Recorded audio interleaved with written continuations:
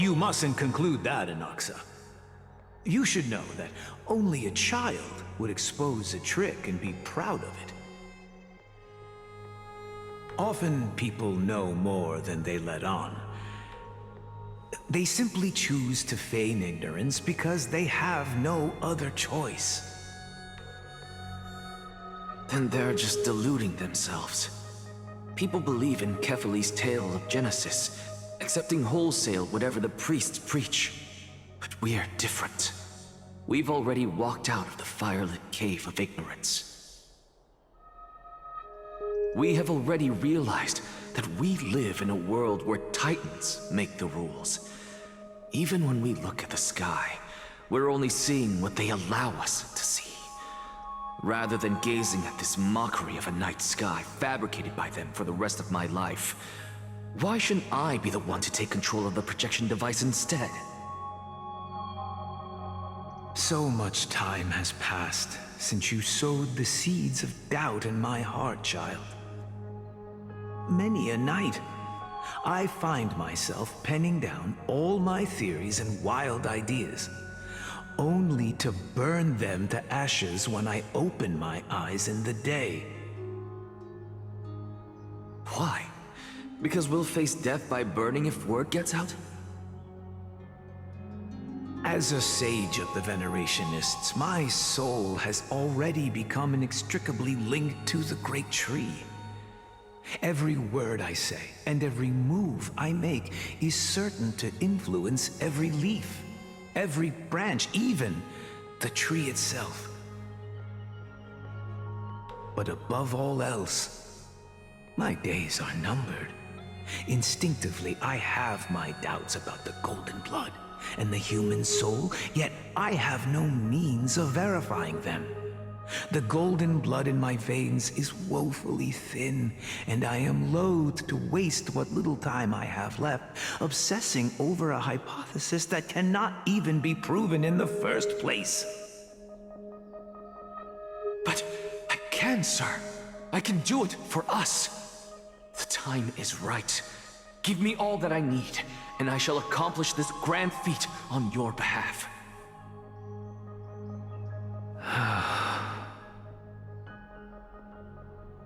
You're right. I shall do just that. In the next meeting of the sages, I will spare no efforts fighting for the rights you deserve. Go. Establish your own school of thought. Find out what we are. Become the one who conquers the ultimate truths of the world. Child of humanity. You didn't go to such lengths for an audience with Kefali. Just ask him a few questions, did you? So, you figured it out.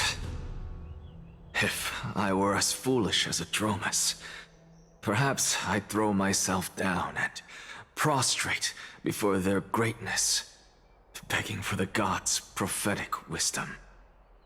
Well, sorry to disappoint, but I'm no Dromus. Alas, I am a human, standing tall on 2 feet, possessing both intellect and pride.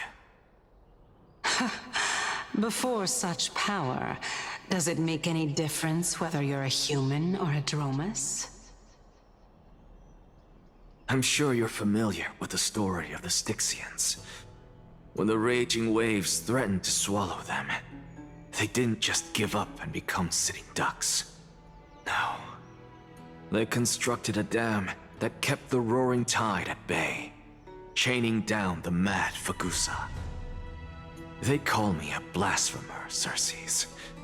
But that doesn't mean I deny the existence of gods.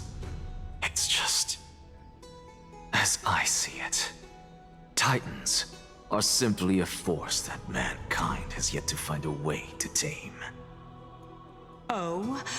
If power that rivals the Titans is what you crave, why not conform to the prophecy and brave the trial?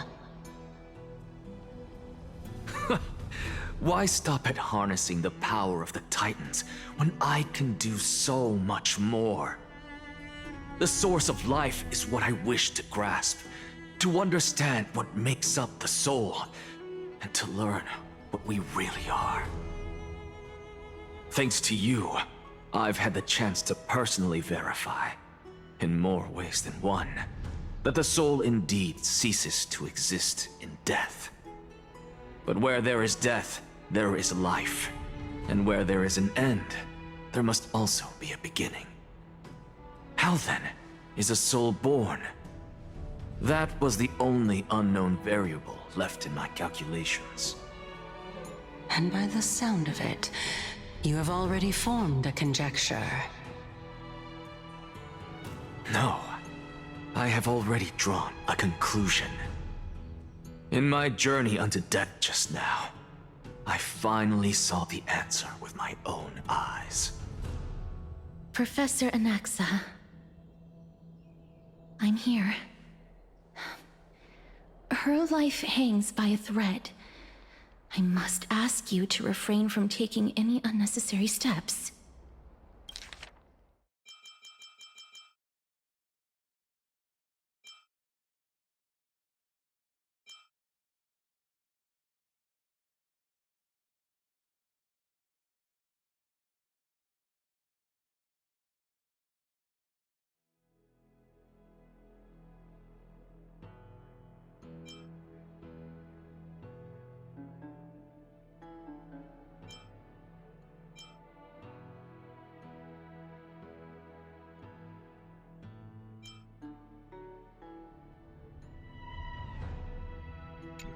Of course.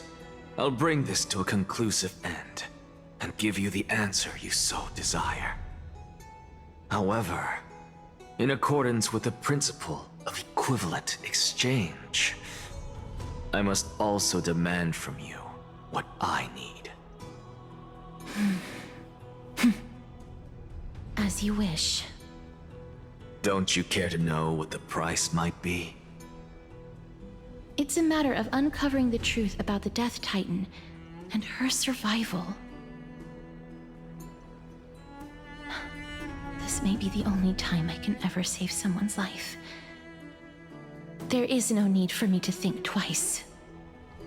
I see. In that case, let the show begin. Indulge me. Am I correct to say that you intend to prove Thanatos' whereabouts and prove the nature of our existence now? Before I begin, I must confess I had been stuck in a cognitive trap all this time.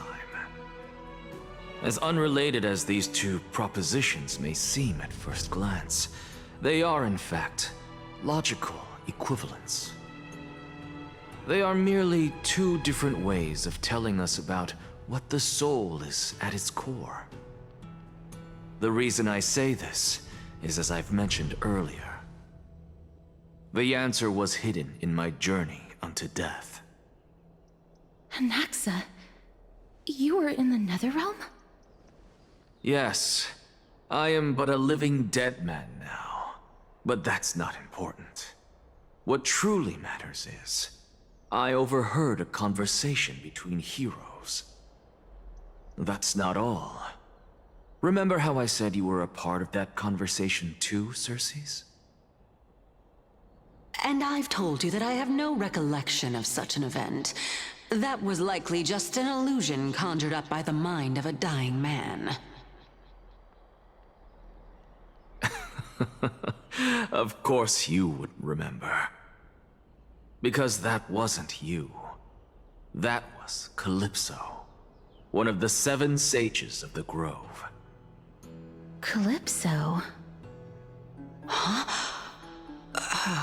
That's the name I made up on a whim when speaking to this girl. How do you know of it? And surely you jest. Don't you think I, of all people, would know if that were the name of one of the 7 sages under the shade of my tree? Don't you claim to know the grove's past like the back of your hand? It seems you've lost even the memories seared into your soul. Use your head, Circes. Since all of this took place in the realm of the dead, it stands to reason their likenesses are of souls from the past. The living cannot step foot into that world, so who could they be? Think about Calypso. Why does she share your likeness, yet you have no idea who she is? The answer is evident, is it not? Those fallen heroes are the mortal incarnations of the Titans before their ascensions to godhood. The gods aren't master creators born out of thin air, and they are no different from humans, because they all evolved from one.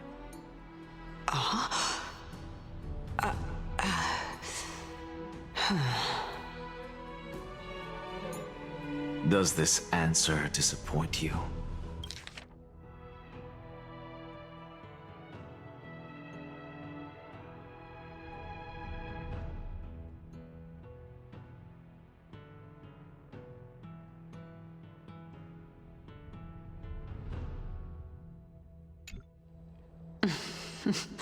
Yes, because you've answered nothing. If I truly was once human, as you claim, then where do the children of humanity come from? Even on the off chance that you speak the truth, this brings us no closer to grasping Thanatos' whereabouts. How are we to find them? I knew you would say that. But it matters not. I know what I'm doing. Actually, why don't we have this supreme being standing before us tell us everything? You can revive a Titan? Humans cannot return from the dead. Neither can gods. But all we need to do is look at this from a different perspective, and the problem will resolve itself. The solution is simple. Just like what you did to me. If I'm reborn as Kefali, I can rebuild the world and all within it as they once did. Simple, is it not?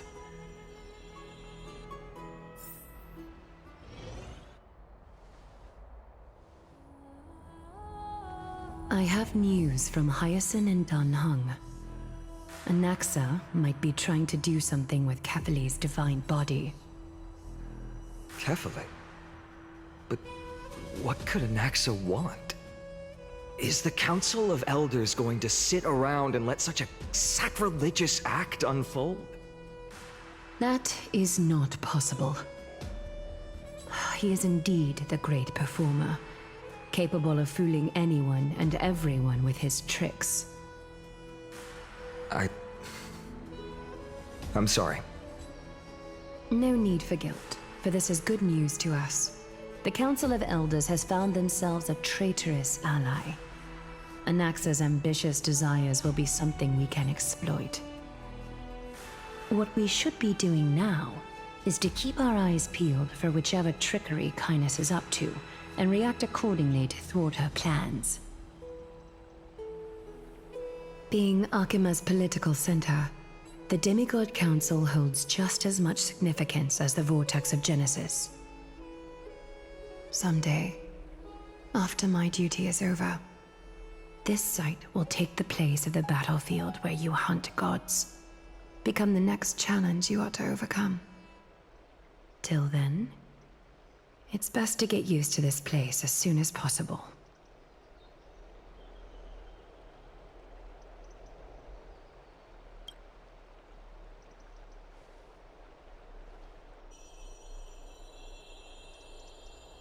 Preposterous! The Christos heirs only have their standing because of the Council of Elders! How dare they trample over it!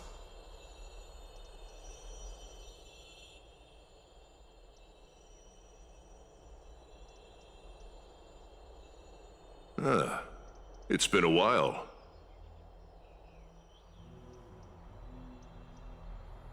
What is that supposed to mean? Is this really the sort of person that the young lord praised as a ferocious warrior?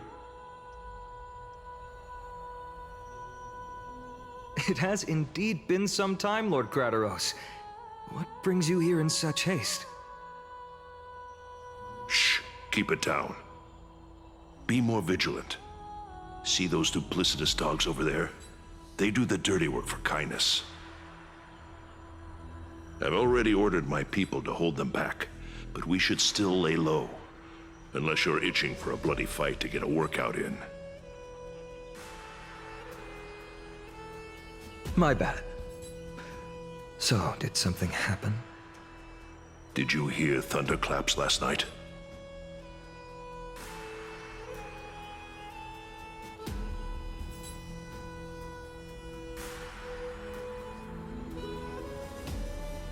Thunderclaps are beacon signals of strife. They are a message from the young lord. He threw a spear bearing several words at Akama. Watch out. The Flame Reaver is back. I guessed as much. We didn't actually kill them back at the Kremnos Arena. I figured this is something you would want to know. We Kremnoans never back down from a fight. So if you plan to take that thing down in a battle, reach out to me anytime. You have my gratitude. I will let Aglaya know about this right away. Remind her to be on her toes while you're at it. That vicious kindness has been unusually active lately. Those lackeys she keeps undercover have been going in and out of the city a lot more frequently these days. Some even seem to be getting Kremnoans to defect to the Council.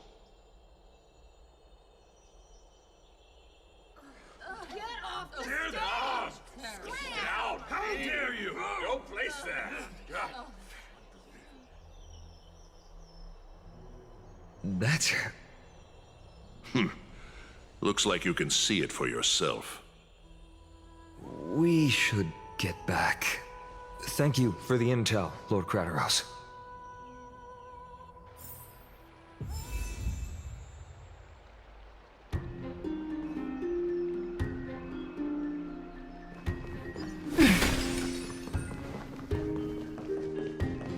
By Catholic into Lenten above, as the Theoros I have observed.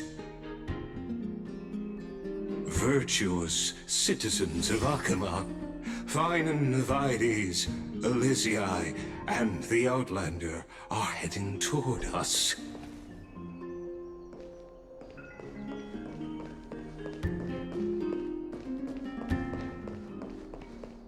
Aglaya, what happened here? I know about the poisonous fangs of that king snake through the golden threads. In the past, I would be confident about keeping her in check, but I admit I am now unable to do so. What do you mean? It is no longer about eloquence or arguments. I have been a demigod for far too long that I hardly have any humanity left. Before I realized it, I have become no different from these hypocrites, no longer capable of relating to the people. This has come a lot sooner than I expected. But perhaps it is time. I need you to step up, Finan, in order for me to retreat behind the scenes. Yes, this is my duty, but... It is far easier for the Council of Elders to fool many than just fool one person. Their so-called more support is no more than a ruse to distribute power using words instead of lances. There is no glory in winning this debate, but that makes having respect for humans so much more priceless. Finan, you are a Chrysos heir without flaw, capable of relating deeply with humans. I appreciate what you've taught me, Aglaya. I hope we'll live up to your expectations and win this debate.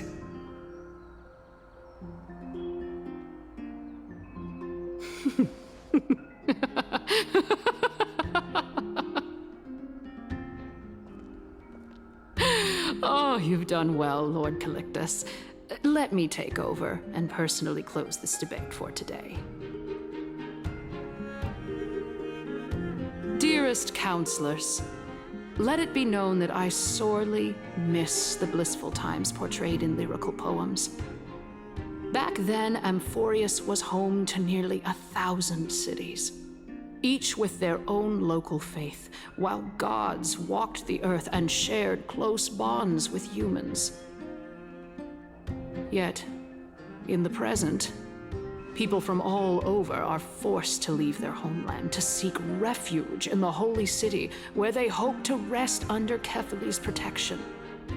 All of us have long been in the same boat, with no way out of this plight.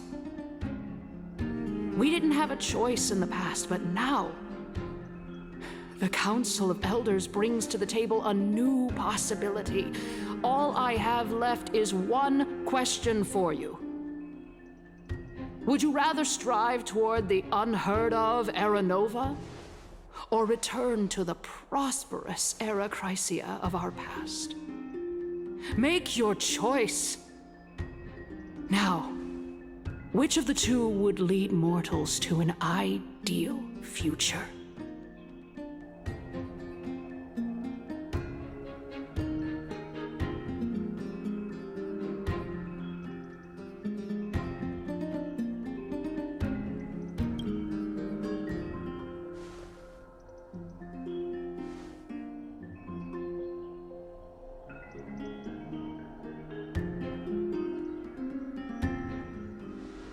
We all know that Era Chrysia is a thing of the past, Lady Kainis. Please, enlighten me. How does the Council of Elders plan to turn back time? Let the 3 Titans of Calamity be born, and Era Chrysia is nevermore. But bring demise to those Titans, and Era Chrysia will descend upon us again.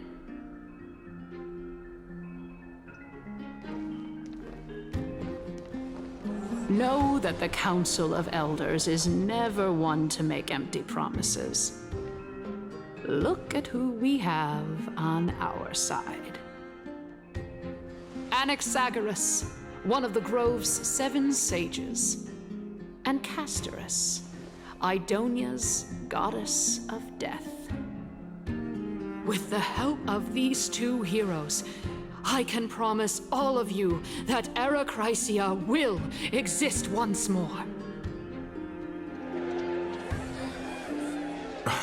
Aren't they Chrysos heirs?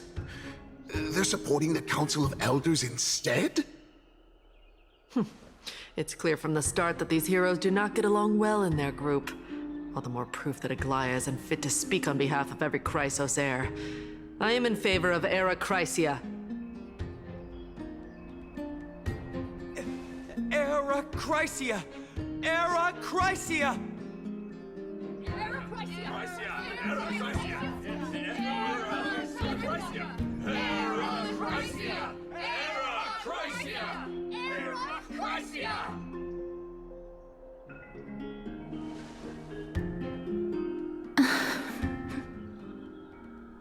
Castorus? Why are you standing over there? You finally arrived, Naxa.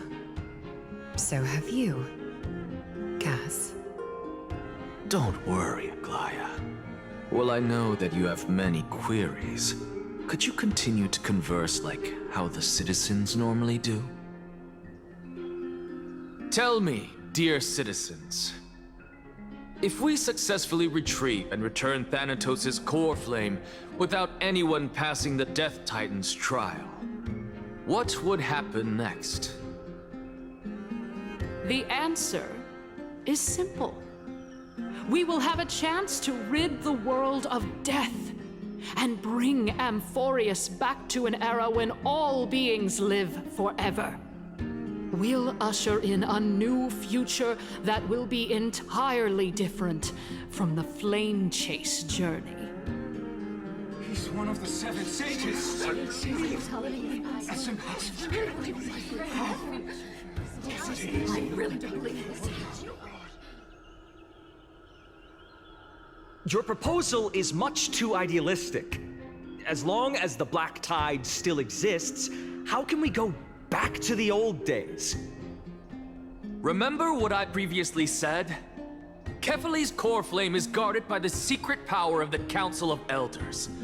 Plus, Pagusa's water curtain will be able to block out any external perceptions.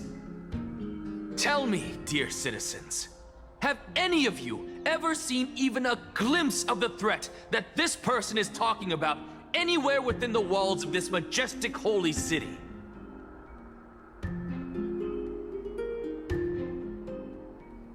Oh.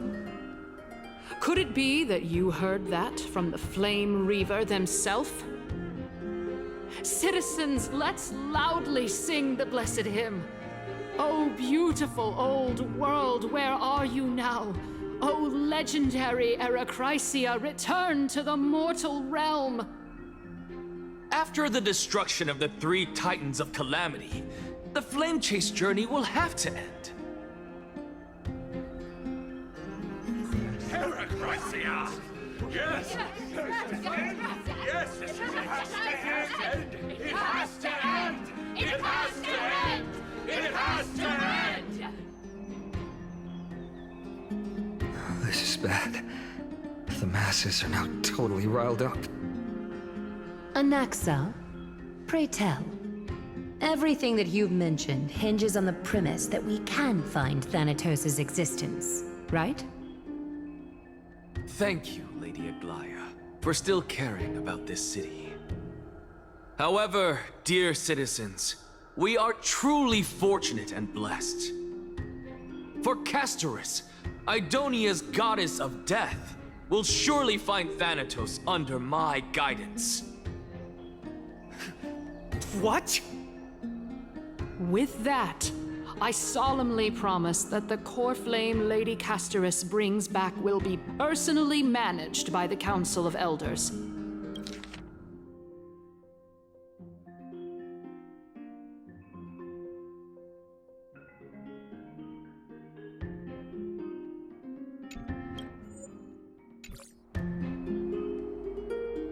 Thereafter, if we are able to garner the support of all of you at the Citizens' Assembly, we shall spare no effort in ensuring that the Erechrysia will return to our world once again.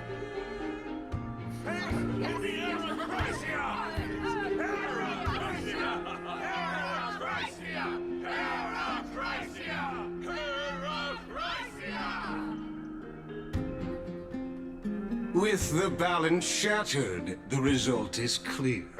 By Kefali and Talentin above, as the Theoros I have observed. Akama has chosen her destiny.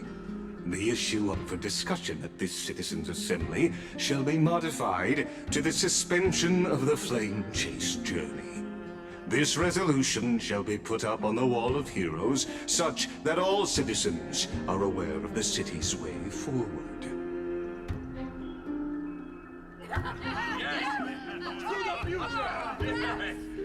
Yes! I like this. Fantastic! Yes! Aglaya, dear Aglaya. What has caused your heart to soften? You also don't seem to be as quick-witted as before. Wag your tongue as much as you like. Since the Flame Chase journey has been preordained by the prophecy, our failure has never been on the cards. Well then, I guess we'll find out if that's true at the Citizens' Assembly.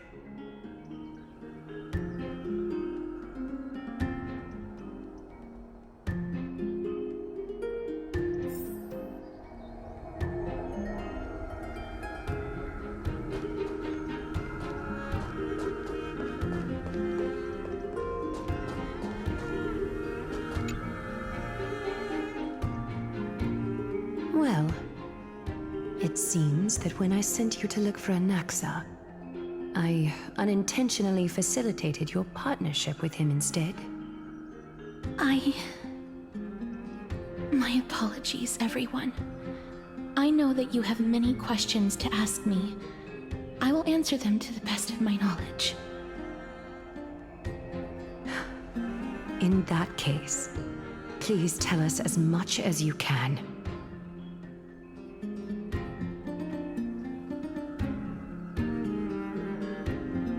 In actuality, he showed me a past that was both long and heavy. The reason I say this is as I've mentioned earlier. The answer was hidden in my journey unto death. Anaxa, you were in the Netherrealm?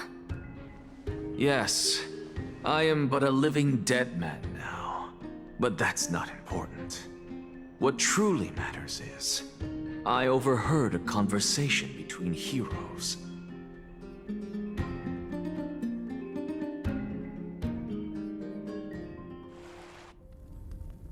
Have you heard of this tale before? A tale about the ocean god's treasured pearl, our hometown. It was a seaside town which enjoyed the ocean breeze and glorious, peaceful times, thanks to the wisdom of its ruling queen. Until one day, an evil dragon descended upon the town. Its wings were large enough to blot out the sun, while its claws were sharp enough to rip the waves apart. It barged into the tall tower and devoured the queen's beloved daughter. It even settled itself in her bedroom, like a tyrant king. The queen assembled 300 warriors who managed to subdue the evil dragon by chaining it up. However, when the queen slit open the dragon's belly, she realized that the princess had long since been digested, and all that was left of her was a pile of bones. Devastated, the queen wept for several days. It was then that a devious, smooth-talking scholar arrived at the palace and suggested that the princess could be revived through the use of dragon bone and dragon blood. That liar called this process the secret art of alchemy. The princess was reborn! The queen was overjoyed, blissfully unaware that the evil dragon's soul still lurked within the princess's body. As revenge, the evil dragon swallowed the poor queen, the glib liar, the courageous warriors, and all of the town's innocent civilians in a single gulp. Worse still, the souls of the deceased refused entry to the Netherrealm because they were filled with regret. Forced to roam the mortal realm, these resentful souls ultimately converged into a river of souls that would not retreat for a long time. The terrifying death had consumed all. Thereafter, our hometown fell into ruin as well. Until...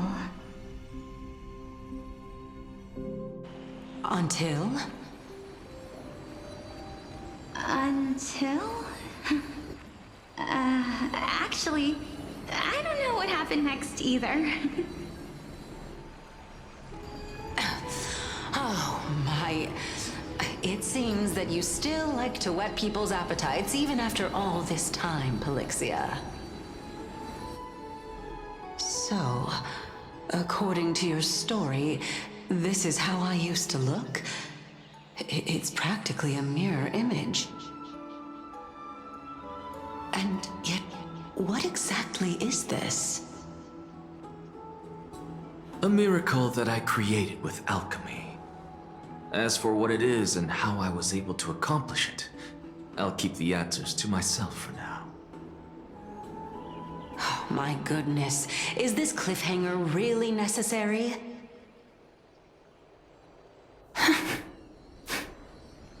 Quiet, Titan. Continue to enjoy this splendid play, and the truth will naturally reveal itself. Dragon, huh? I've heard this legend before. In that case, what do you think of it? I think that this so-called alchemy was a tenuous analogy added to the story by future generations. After all, you've never heard of a tradition of alchemy in your hometown before, have you? Indeed. Before I left home to pursue my education, I never even knew that anybody was looking into this area of study. Therefore, we can just treat this tale as a fable told to young children. A fable, you say? If so, what moral is it trying to impart to the kids? I guess it might be the concept of equivalent exchange? Oh? I thought the moral might be closer to something like honor the dead. Huh. What? At a loss for words? No, I merely realized that we're both thinking of the same principle. If life is priceless, then there is hardly anything else in this world that is of equal weight to it, right? Indeed. As expected of the wisest scholar in the land. You flatter me. Why don't I ask you a question as well, as a form of equivalent exchange? Of course. What is your question? If I imparted my knowledge of the art of alchemy to you, would you use it to resurrect someone you loved? What? What kind of strange question is this? I got it. You're just trying to get me to tell you whether I like anyone, right? Let's just leave it at that. That was rude of me. Yes, I would. Oh? Death is inevitable. In the days to come, I'm certain that someone whom I cherish deeply will leave me for good. If such a mighty power really existed, I think I would use it without hesitation. After all, you, me, and the rest will all have to face that fateful moment eventually.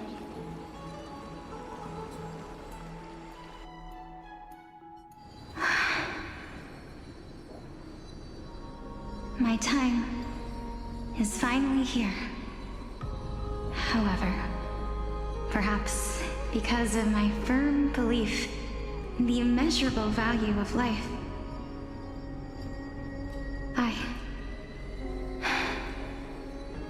I am unable to complete the trial. You shall wither, and through that, the dead will sprout again from the remains and be reborn with the dead flame. It is a pity that fate is such a cruel mistress. Is there no other way of interpreting those words? I'm afraid that the meaning is clear. Between my sister and me, one must pay the price. Our trial can only be completed when the one chosen sacrifices her life.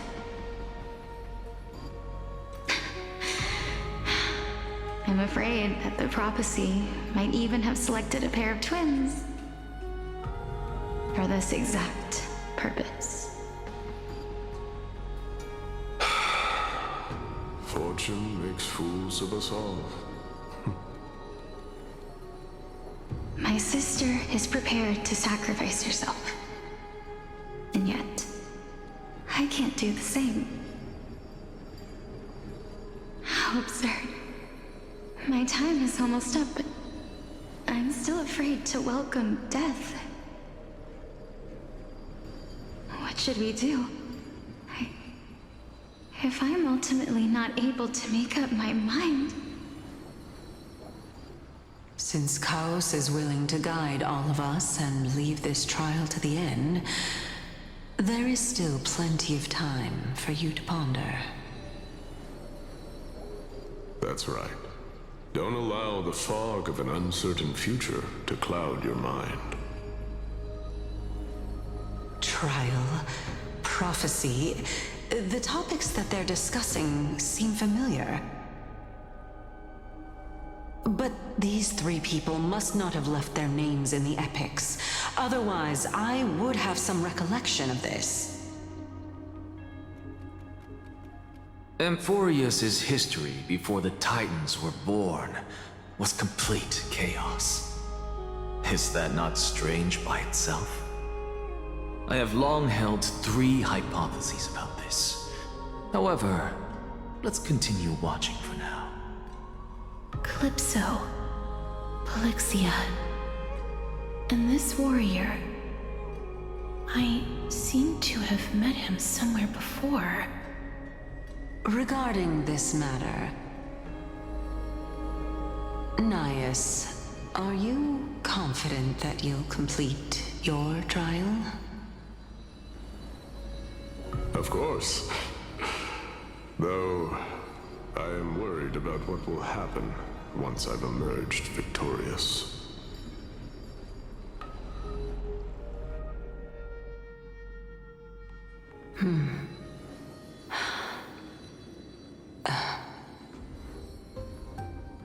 Looks like you have made up your mind. Yes, this is the safest course of action. Completely separating courage, honor, tenacity, sacrifice, and reason. You really know how to make things difficult.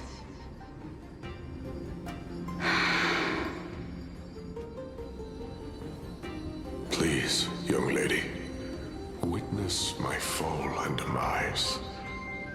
Lady Calypso, you shall host the soul-rending ceremony. I do not understand. Why would you dare to sacrifice yourself for a future that you won't get to witness? Because this is our destiny. The power that resides within me is so intense that I will one day be engulfed by it. Furthermore, a valorous death before glorious return has always been the path I chose to walk. A journey I began long ago. If your sister or Chaos were in my position, I believe they would make the same choice as well.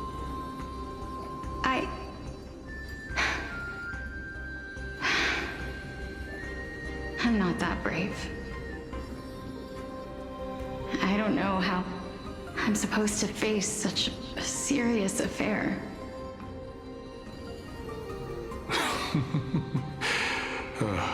Despite being Death's chosen one, it seems you still don't know how to face it. Let's chat, young lady. Perhaps I shouldn't end my journey so hastily. Since there's still time, I'm not worried about letting fate wait a little longer. Of course. This warrior is Lord Nias. As the embodiment of Nikador's divinity, he entrusted his life to us and allowed humankind to end his madness. That means that what I'm currently seeing before my eyes is, in fact... Looks like one hypothesis of mine has already been proven true. These heroes are the true forms of the Titans, before they attain their divinity. If so, the chosen one of death that he speaks of is actually... Polixia? Is the previous form of Thanatos? But her appearance... If this is true, as long as we can find out where she went, we'll naturally be able to figure out the location of the Death Titan.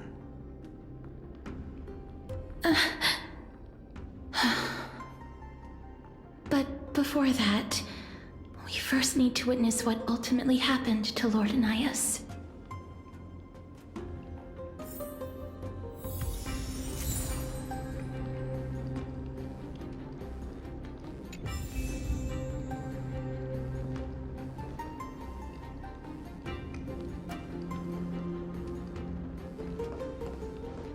Nikador's courage is a testament that they have never once retreated from a battle. I've heard that these words are still engraved in Castrum Kremnos even today. It didn't occur to me that they were actually part of an alchemical formula. Lord Nias's honor is sealed here. Incredible. The honor in this child's soul is so light. I believe that his tenacity is sealed within this statue. Before we fought Nikador, we also released it from the stone statue.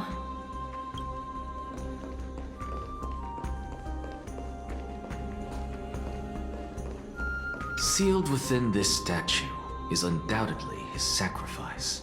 They use their own body as our city walls, keeping out and protecting us from the pervasive spread of madness. They are acutely aware that if the end times were to arrive, there would be nothing left in this world to conquer.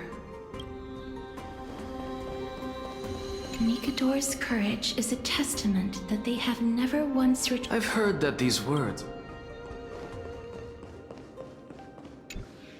Honor, courage, tenacity, sacrifice.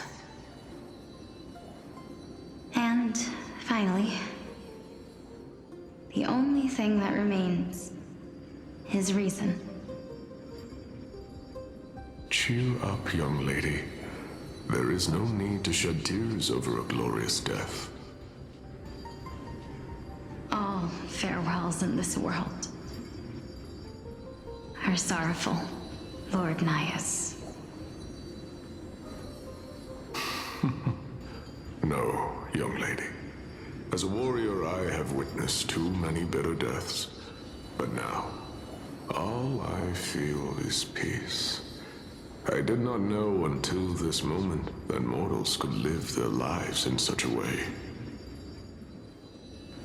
Although only a sliver of your soul remains, you remain so optimistic. Or maybe the truth is that you aren't able to feel sorrow anymore. To be honest, I don't know either. But I am certain of one thing. This is not an acceptance of death nor apathy toward it. It's not even a feeling of despair. I am just enjoying what remains of my life to the fullest. Enjoying? Indeed. Along this journey that we've taken together, not only have I changed the world, I myself have also changed in the process. And now I have reached the journey's end. When I look back and see the grand epic that I've personally written, how could I not revel in that fact? But when you depart the mortal realm, won't all of your accomplishments be reduced to nothing? Separation and death are two sides of the same coin. reconciling this doesn't come easily for a mortal.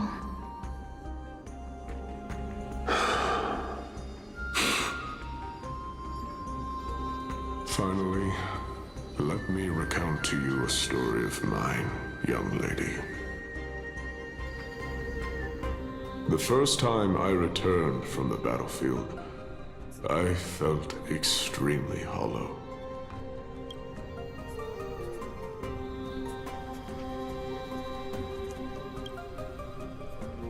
The calamity had devoured everybody on the battlefield but me. When I returned to the city alone, the citizens held a banquet for me that was far from pleasant. I felt as though I was still on the battlefield, and the person who had returned was nothing but an empty shell. It was late into the night by the time the banquet ended. My head still reeling, I returned alone to the barracks. On the way back, I encountered someone. It was a crazed scholar looking at the night sky and muttering to himself by the side of the road. Although I tripped over him and fell, I wasn't angry in the slightest. And maybe because I saw myself in him, I inexplicably asked him a question. Do you think that it'd be better if we just died on the roadside like a couple of stray dogs? To my surprise, he shrugged his shoulders and sighed. How does someone who is currently experiencing death, dying and living, afford the same amount of bliss? Now please go away and don't block my starlight. Are you trying to say that there is no difference between living and dying? For they are both journeys that lead toward death? That's exactly what life is, and death is, but a scale to measure how valuable the journey was. Journeys and epics are only glorious and magnificent because all things eventually fade to dust. Therefore, young lady, don't detest your fate. Instead, willingly and respectfully embrace it. The embodiment of strife telling me about the majesty of the world.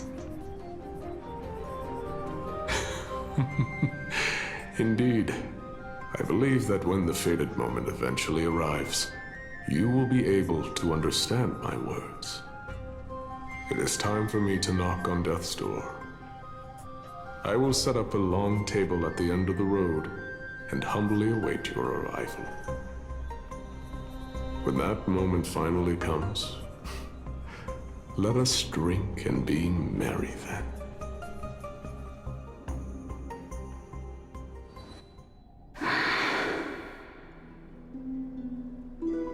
I knew this day would eventually come.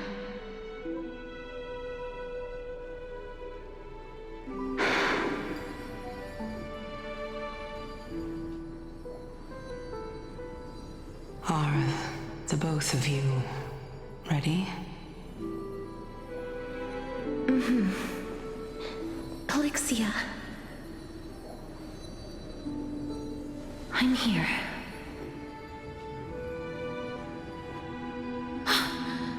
What? This... This is quite interesting indeed. Is this... Elixia's sister? Is it... me? Now, it's time for us to fulfill our promises.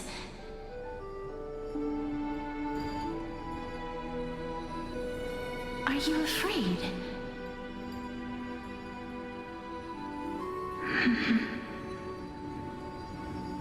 What are you afraid of? That I won't be able to do it.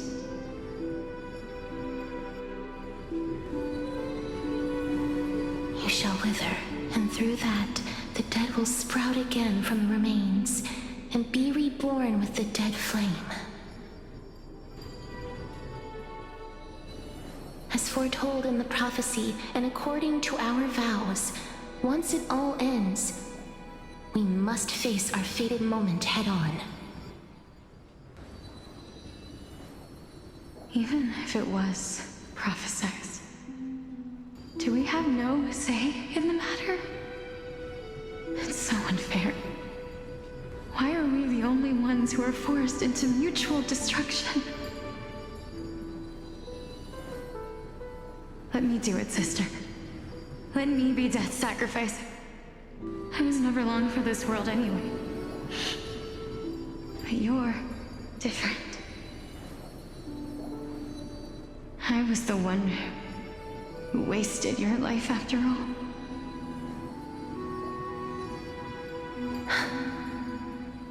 You're wrong, Polixia.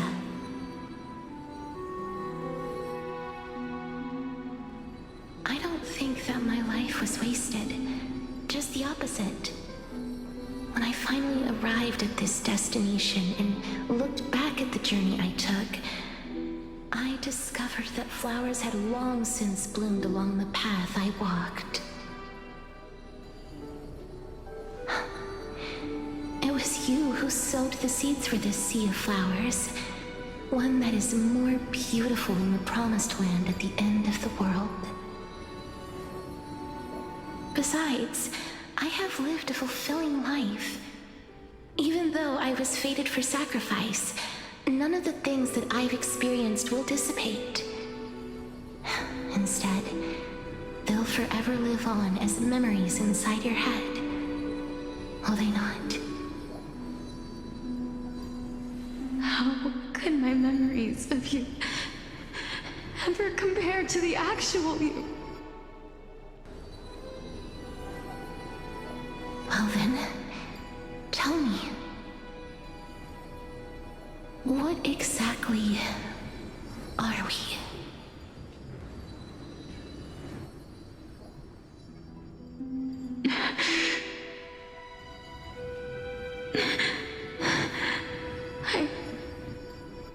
I don't know. I don't know either. But regardless of what the answer is, regardless of how we're shaped by others, or even by this world,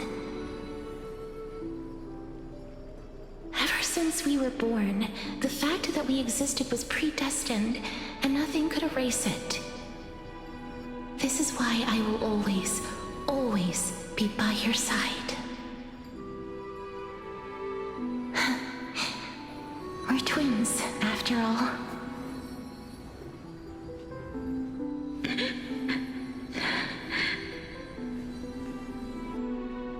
All right, my dear Polixia.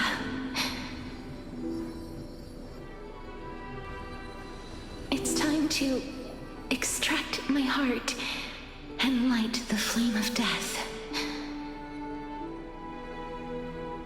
After that, use it to plant the first bud in the prophesied new world.